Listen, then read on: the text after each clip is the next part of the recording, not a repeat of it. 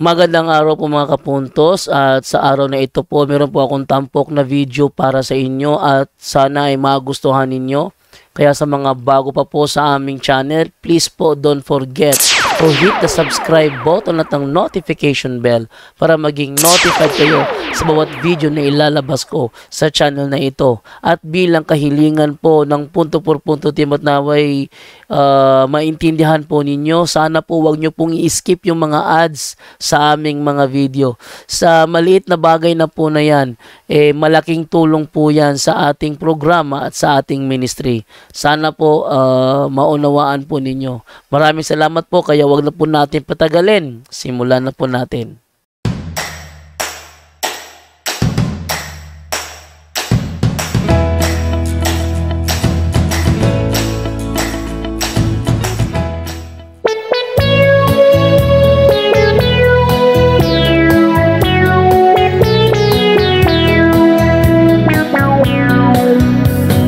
Mga kapuntos, may mga tanong pa ba kayo na naghahanap ng kasagutan?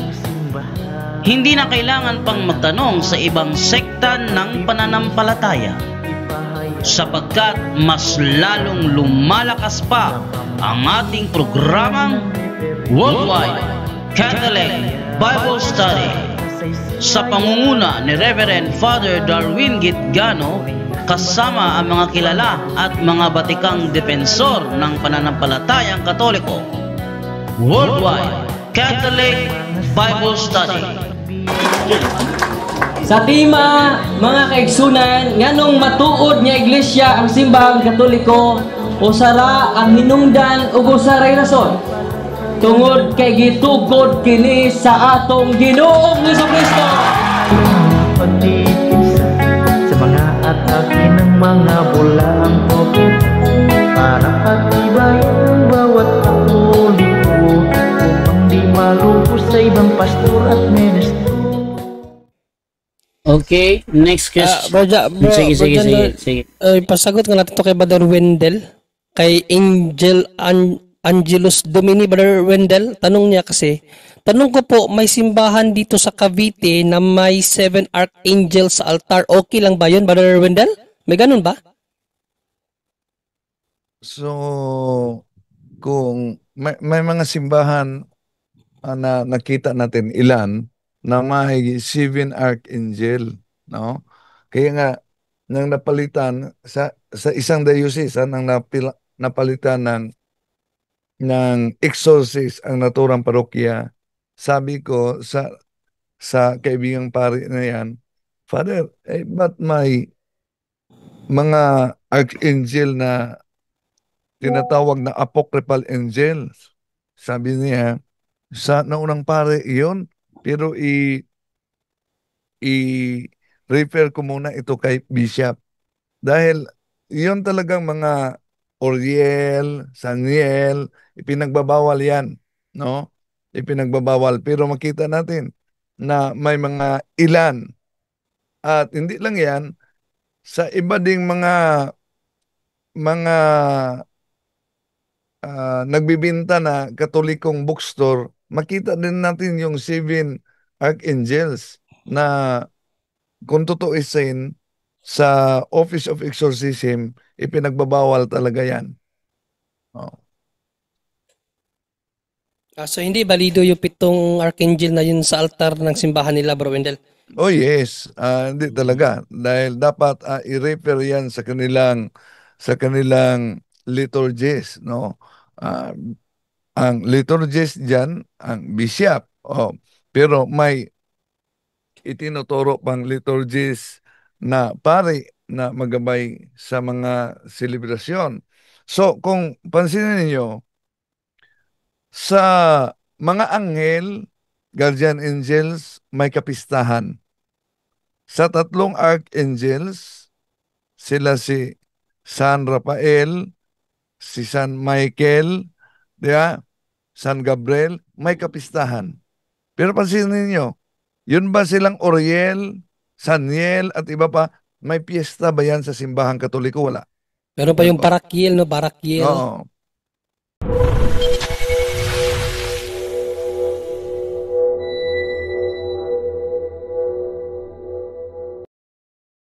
Okay, may nag-suggest dito, sabi niya, sounds like condemn, sabi ni Brother Ayan. Brother Ayan, no? Di namin kasi din sila makapili, bro, kung saan bansa sila pupunta, kung saan ang libreng andan. Kailan ako nag-condemn? May sinabi ba ako o sinabi ko yung binabasa ko?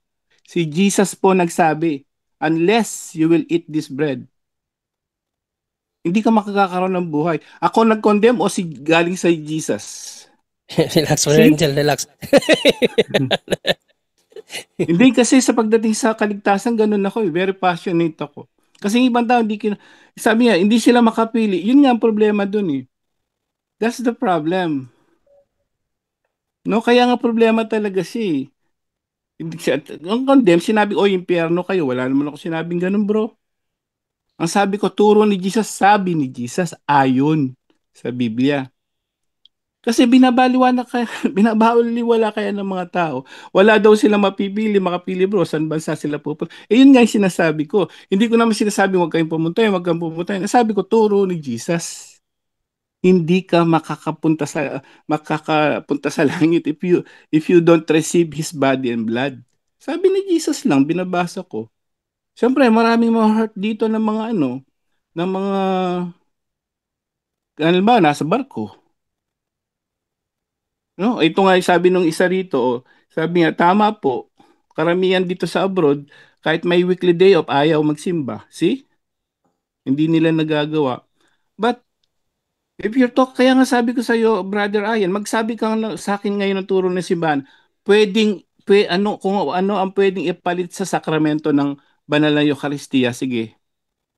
At yung sacrament of confession, di ba mahalaga sa yun? Sa kaligtasan, Brother Ayan? Give me any po. Kasi ang mga tao, pag nagaganyan ka, sasabihin ng mga tao, okay lang pala walang simbahan. Di nagtuturo ka ng heresy dito. Diba? Mahirap eh. Kasi, pag sinabi ni Jesus, doon tayo hahatulan. Pag sinabing, kainin nyo ito, so make sure, kaya nga suggest lang po ito, not a condemnation, because we're just reading according to the Bible, according to Jesus. So yun lang po, sana sa lahat na mag-aano po ngayon, please, sa lahat na mag-abroad, make sure may simbahan. Ako ganun ko kamahal ang banal na Eucharistia. May simbahan na makapag-receive kayo ng communion.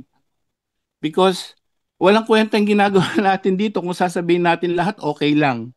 Walang kwenta yun. Hindi na tayo nagpagod dito. Wala tayong maliligtas. Kasi ang pagpapahayag dito, ano sinabi ni Jesus, hindi kayo magkakaroon ng buhay, sabi niya. Sabi dito ni Braveheart, Brother Angel, Jesus is the way daw. Exactly. Kaya nga yun na sinabi niya dapat gamitin eh. Ang ating sundin eh. Ano ba sabi niya? Is the way. Anong gagawin mo? Yung sinabi niya. Sinabi niya, kainin yung katawan at dugo, yun yung Holy Communion. O pag hindi mo ginawa, maliligtas ka ba? Kasama nga yun eh. Kasi sinabi niya eh. Kala siguro nila, Jesus is the way, yung pangalan lang na Jesus. Ni Jesus the way. Okay, manampalataya ko, tapos na. Paano yung turo niya? Ang dami. Sige nga, paano yung turo niya? Walang kwenta. So wag natin baliwalain. Yung sinasabi ni Jesus, yun ang pinupunto natin dito. Kasi ang iba, makakain ako. Kahit nga yung suhol na yan, kasi gutom ako, suhol, tanggapin ko. See? Wala mangyayari kung hindi tayo magtuturo ng totoong turo ng ating Panginoon Kristo dahil doon tayo hahatulan. Yun lang po. Sabi dito ni Larry Piccino, Brother Angel, paano kapag Saudi Arabia ang pinuntahan, bawal ang simbahan Kristiyano? Sasabi ko lang po, hindi ko nga po problema yun. Ang problema lang natin, pinoproblema ko, ang sinasabi ni Jesus, gawin ito. The word of Jesus ang punto natin dito mga listener. Hindi namin punto ng punto por punto, hindi kami. Word of God, word of Jesus, gawin nyo ito. At hindi kumain ito, hindi magkakaroon ng buhay na walang hanggan. Kaya nga, ang dami nagtatanong dyan ngayon, uulitin namin, hindi nga namin pwedeng sabihin, ito yung ipalit nyo dyan. Kasi mahihirap magsabi kaming, okay, Saudi ka, walang simbahan, ito yung palit mo. Yun po yung punto rito. Hindi namin pwede magsabing kapalit. Lalo ni Sacrament of Confession din.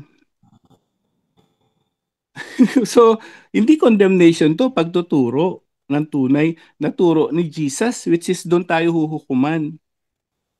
Seryosohin natin to kasi kaligtasan na to, hindi na biro to. Kaluluwa nyo, kaluluwa natin lahat. Ganong kahalaga ang banal na Eucharistia. Yun ang wala nga sa ibang sekta eh. Kaya kahit anong gawin nila, di ba? Napakadelikadong kaligtasan ng mga yan. Kahit nung gawin nila mabuti, walang banal na Eucharistia. Sabi ni Jesus, hindi kami. Kahit anong gawin pa nila, mag-iiyak dyan, gumawa ng kabutihan, walang banal na Eucharistia sa kanila. Sige nga, ayaw nating condemn ha. Ayon sa turo ni Jesus, hindi nga sila maliligtas. Kahit anong gawin nila dyan, magsisisigaw pa sa kakaiyak sa walang banal na Eucharistia. Turo natin dito ayon kay Jesus. Sana seryosohin po natin to. Yun po, back to you, Bro Jando.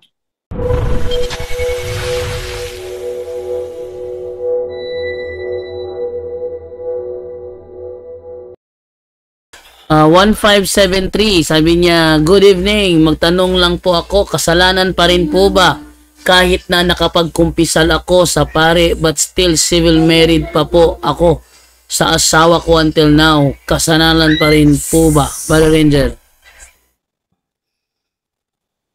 Hindi kasalanan. That's fornication po yan dahil hindi kayo kasal sa simbahan, no?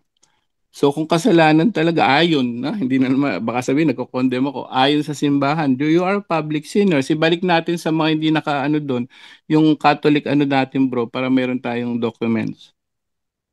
Ano ba talaga yung stand ng simbahan sa mga civil marriage lang po? Okay. Hindi tayo maatangan naman na Public sinners.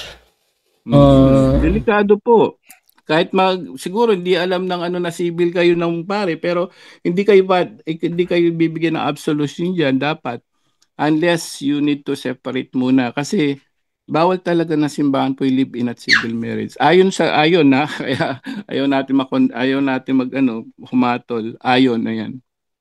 Ito sabi dito sa my first catechism, there cannot exist a valid marriage between Christian Catholic persons without being a sacrament. Those who live in or have only the civil marriage are public sinners. They cannot receive the Holy Communion or the absolution until they marry in the church or separate one from the other. At ano niya kasi, Brother Angel, nakapagkumpisal siya. Siguro nakatanggap ito ng absolution siguro. But still, hindi niya binanggit yung civil siya. Ayun, yun ang ibig sabihin doon. Alam ko na agad ang problema diyan eh. Kasi hindi ka unless din may mga pari hindi rin nila alam yung turo na simbahan tungkol sa ganyan, no? Bigay ng communion. Sabi ng unang Korinto 11:27, bawal lang ang hindi karapat-dapat nagkakasala, pero mga kaparian ngayon bigay ng communion unless hindi nila alam. Hindi rin niya siguro alam na civil bawal mag-confess. Baka kahit sinabi mong civil din, dalawang reason yun. Baka kahit sinabi pong civil ka pero binigyan ka ng absolution, walang any advice o alang reconciliation, hindi niya sinabing, ops, huwag kayong magtalik. Ops, huwag kayong siguraduhin mo, magpakasal na kayo, walang condition. Hindi masyadong kabisado ni Father yon. But in general, yan po yung turo. Hindi kayo dapat bigyan ng absolution unless separate from one another or remarry. Ibig sabihin, magpakasal po kayo sa simbahan. Ayon po sa simbahan, hindi ayon kay Brother Angel, ayon sa simbahan. Hindi po talaga pwede separate. Sabi ko nga, kung tungkol sa kaligtasan pag-uusapan, we need to be serious about it. Dahil bukas makalawa, di mo alam kung buhay ka pa. Well, nobody knows and people don't care. Kaya nga sabi ni St. Jerome, sa 100,000 na namatay, isa lang naligtas eh. Bakit? People don't care. Diba? So yun. Hindi pwede talaga. If the church said civil is public sinner pa rin. Hindi ka pwede mag-absolution. So wag ka magkumpisal unless you decide na mag-remarry sa church po. Yun po yung turo ng simbahan, kapatid.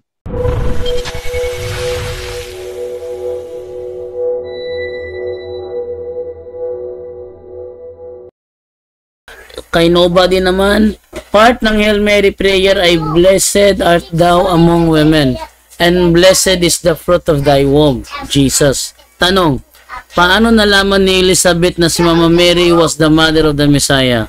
Pakisagot yan, Brother Wendell Talibong. Paano nalaman ni Mother Mary? Saint Elizabeth na si Mama Mary was the mother of the Messiah.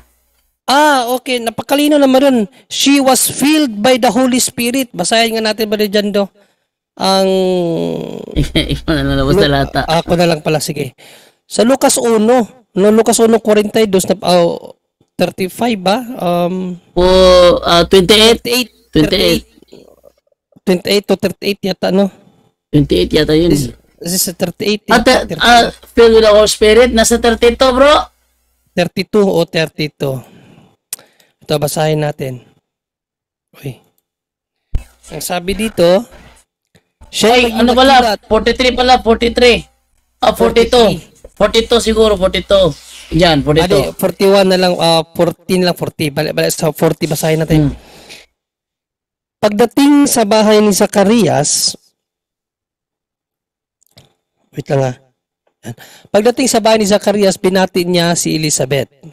Nang marinig ni Elizabeth ang pagbati ni Maria, biglang gumalaw ang sanggol sa kanyang sinapupunan at siya ay napuspos ng Espiritu Santo. Kapag puspos ka ng Espiritu Santo, posible talaga malalaman mo ang lahat.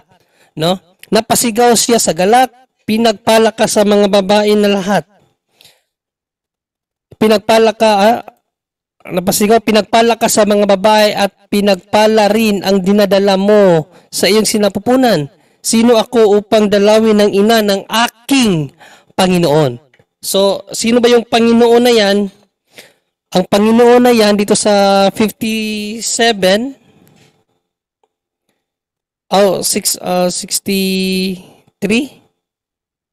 Wait ang Panginoon na yan, 67 nga, or 66. Nakalimutan ko yung talata. Wait lang 66 ba yun or 67? 65. Ano ba talata yun? Na ang Panginoon na yan yun yung Panginoong Diyos ng Israel. Kalimutan ko na yung talata Nasa Luke 166 ba yun? Nasa Luke 66 or 67 yon na yung Panginoon dyan ay yung Panginoong Diyos. So, kung bakit nalaman ni Elizabeth, puspos siya ng Espiritu Santo, paano hindi niya malalaman ang lahat ba dyan do? Okay, follow-up question niya rito. Sabi niya rito sa, wait lang